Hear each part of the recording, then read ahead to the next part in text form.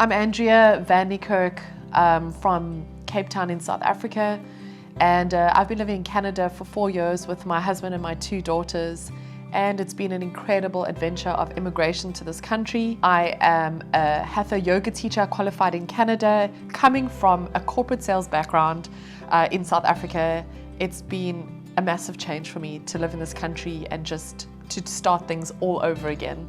We moved to Canada because my husband worked for a global IT company, and it allowed us the opportunity to come to Canada, which was amazing. I mean, for me, I just feel like we got lucky. It's been an incredible journey, and I really, really love my life here in Canada, and I wouldn't change it for the world. When I got to Canada, I think the adventure and all the crazy experiences and the laughs, I kind of felt like I needed to document it and just so that I could remember and maybe in some way help other people with my experiences. I think being in Canada for almost 4 years now, I can look back and say, yeah, there were definitely some challenges. And I think there still are some to a degree. But I remember when we landed in Canada, everything was about an adventure. And I think we talk about the honeymoon phase of like the first 3 months, maybe even the first 6 months to a year for some people. It's just new adventure. It's overload of information coming at you. Everything is brand new. And so there's a lot to be excited about. And then I think for me, it happened within about 1 year and 6 months. I really started to feel the impact of being away from home.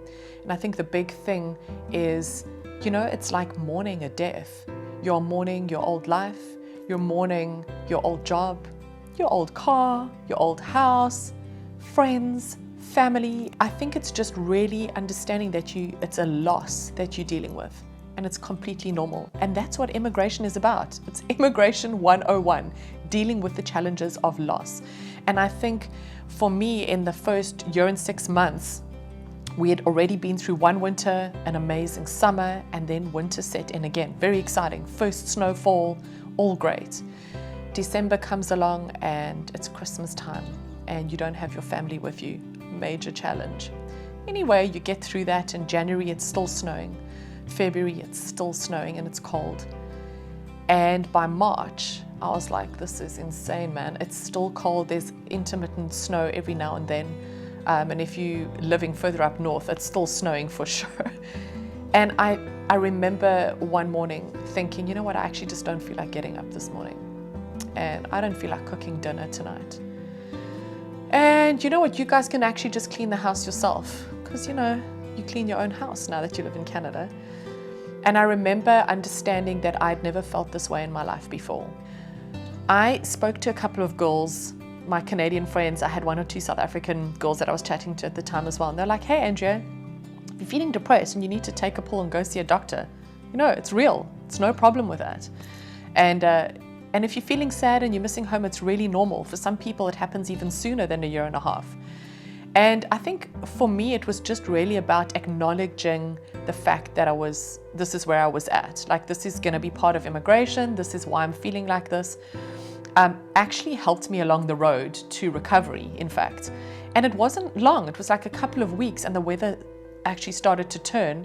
And it's amazing how it can make you feel so much better. Just a little bit more sunshine.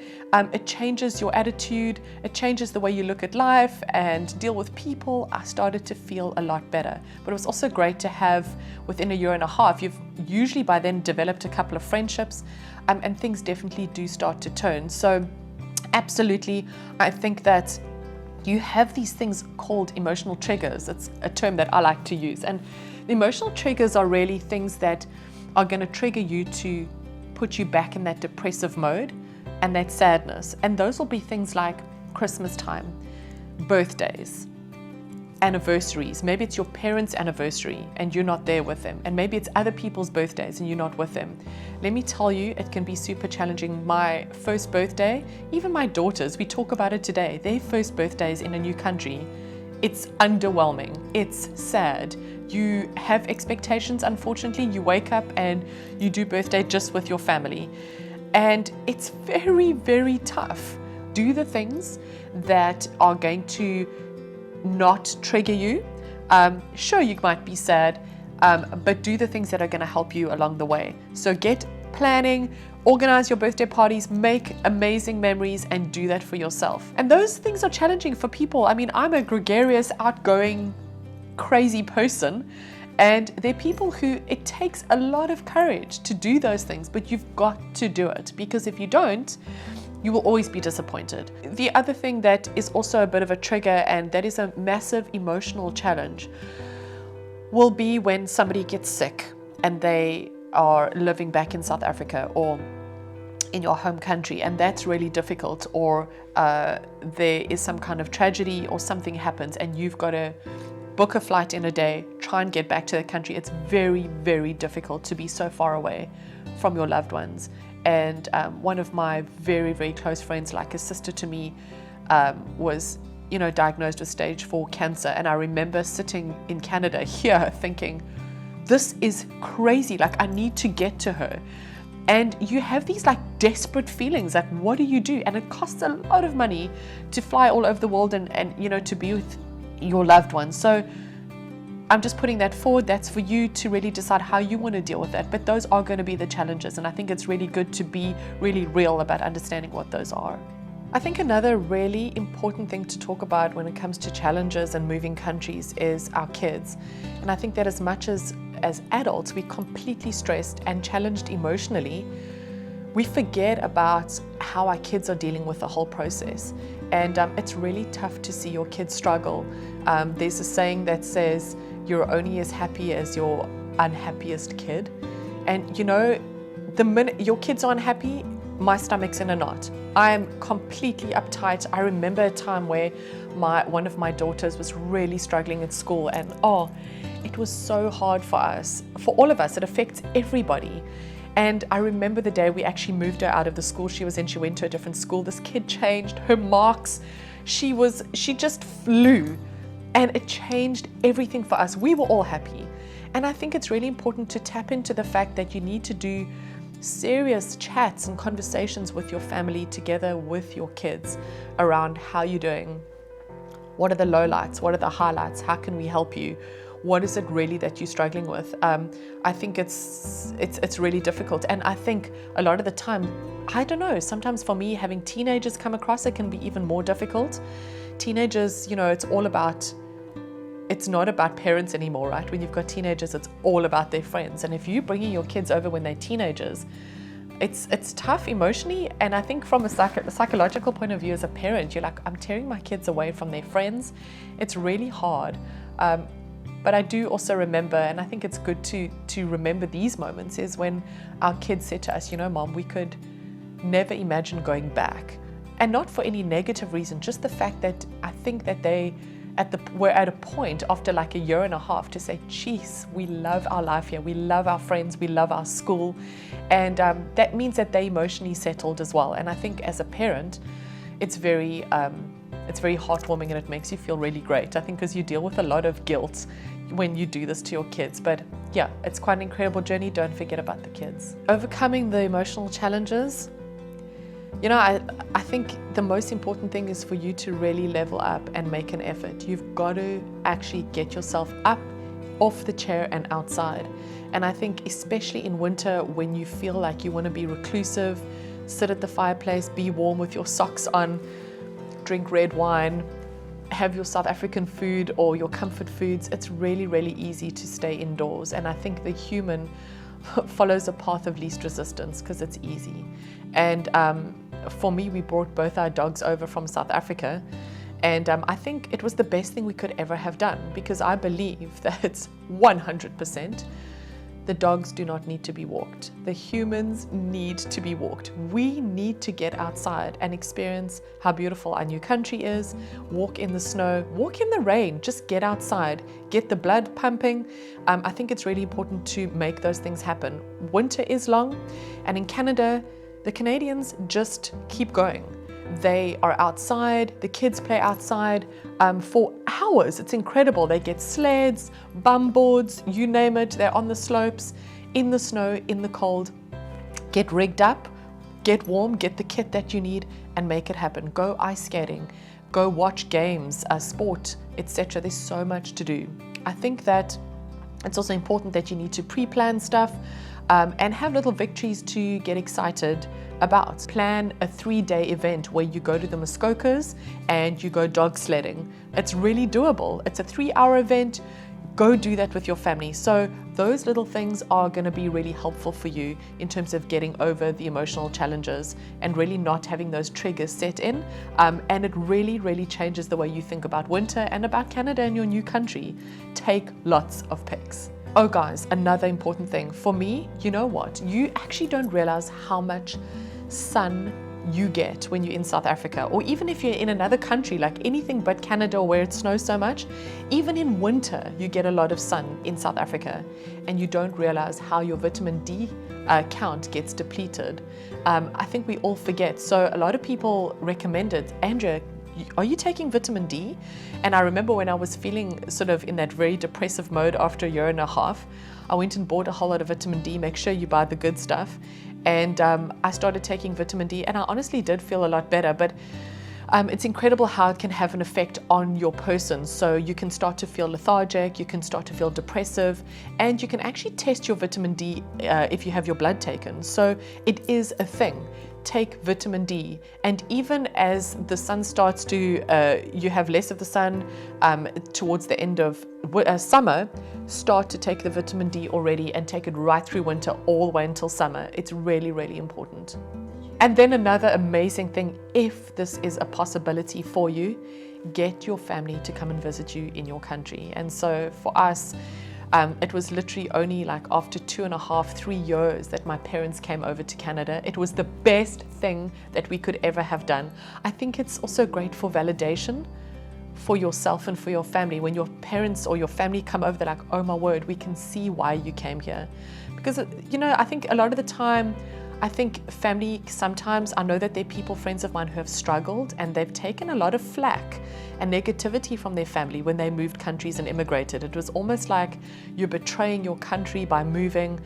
I think that's a very real issue. It's a massive emotional challenge. You know, when you're making these big decisions, it's costing you time, money, your heart. It's it's a massive struggle. All you want is to have support, and if you're not getting that support from your family, it can be even more challenging. So I think that when your family comes over and they see how you live and they see just how different it is, it can be very validating for you, and I think that's going to be very important. So if you can do that, it's just, that is a number one thing to do. And I think also advice to myself would be, why didn't we do it sooner? I think that there's just so much opportunity where we are now living in Canada. You kind of have this hindsight of, geez, imagine if we were here 5 years before this. Financially, we would have been more settled. We could have done this and this. It's just the way it is. I think if you can do it and you have the opportunity, do it as soon as you can. So while you're home, make the memories, get the process rolling, eat as much boerewors and biltong and South African foods that you love together, plan those getaways. That's my advice to you. So I think since my last YouTube video, I posted about the challenges moving to Canada, and today I've spoken a lot about the emotional challenges coming to Canada. And I think it was just nice to do a bit of an update and just share with you after 4 years. I think that we've been through a couple of things. I have one dog today. We've lost one of our animals. That was super stressful for us, and everybody cried, and I'm getting all emotional again about it. Those are things that you're going to go through, but I think that there are so many fantastic things. My eldest daughter is at Brock University. She's at first year, and amidst COVID, she's making it happen. She's doing well academically. She's got a job at the same time. My youngest daughter is 16. She's got a job at Marshall's, and she's making it happen. Academically, she's doing great, even though COVID is happening. The weather it's fall, and it's going to get cold, and you know what? I'm actually really excited about the first snowfall. I know a lot of people aren't. But I've had a lot more people speak to me from South Africa in these last few years with my YouTube channel. I'm overwhelmed by the social media. I'm overwhelmed by the people talking to me about, you know, one of the ladies spoke to me and she said a friend of hers was murdered. He's a farmer, and it gets closer and closer to me and to my heart about the struggles that people are facing and just so desperate to come to Canada. And I think it's exciting on one hand that people are making changes for themselves and also making a second chance at life and for their children. My encouragement to you is not to give up. Stick to the plan, fill in the paperwork, do what you need to do. And what I do for free. My YouTube channel, I've just got my YouTube channel monetized and I got my first check. And I'm sharing it with you today because it's like $124 after 3 months of YouTubing. It's not real money. It hardly pays for Starbucks. But you know what? I think you guys know what I try and do is to help people. I set up once a month, I try and do my live Zoom calls, and sometimes I have like 50 people on the call, just desperate for information. I'm so grateful for all of you for your support, the way you put amazing comments on my YouTube channel and on my Instagram feeds and on my Facebook. I just want to thank you for your support, and just thank you also for just encouraging me all the time and just supporting me in what I do. Every now and then I will do a freebie and like support the festivals and free Zacchino products and coffee stuff, whatever I can do to help local business, South Africans as well in local business, I do it. So I just want to thank you guys and say that after 4 years, I have found the most amazing friends. And I think that's what happens. It is. The old saying of time heals, it does. I've got amazing friends. We have such a great time together. I cook lots of curries and have lots of people over. We drink lots of wine. We have lots of great memories that we create here in Canada. So if that's my encouragement to you, my kids cannot believe the opportunity they have. It's really worth your while. And when people are giving you the negatives or people are not supportive of you moving, you know, just remember that you need to take care of yourself, and maybe it's time for you to break the chain. I know it's hard. You're going to make it happen. Thank you for your support. Thank you for supporting my YouTube channel. It's great if you can subscribe. It's even greater if you can click the notification bell so that you just get the updates whenever I post a new video. I really appreciate you guys. Thanks.